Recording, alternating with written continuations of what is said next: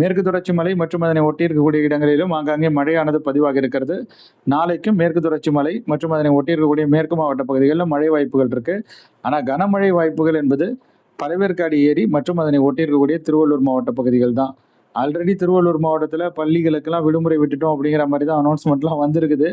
சென்னை மாநகர்லையும் வந்து பள்ளிகளுக்கு மட்டும் விடுமுறையெல்லாம் விட்டுருக்காங்க போல.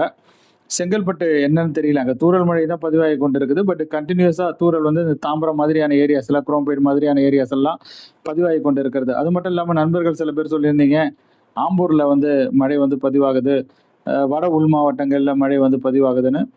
பதிவாகாமல் எப்படி இருக்கும்? ஏன்னா சுழற்சி வந்து கடல் பகுதிகளில் இருக்கு. அதாவது புயல் வந்து கடல் பகுதிகளில் இருக்கு. அது தீவிர புயலாக வேற இப்போ உருவெடுத்திருக்கிறது. அடுத்த சில மணி நேரங்களில் அதிகாரப்பூர்வமான அறிவிப்பும் வந்து வெளியாகும். மேபி காலை நேரத்தில் வெளியாகலாம். அவ்வாறாக ஒரு தீவிரமான சுழற்சி கடல் பகுதிகளில் இருக்கும்போது அது காற்றை இழுக்க தானே செய்யும். ஸோ அதனால வந்து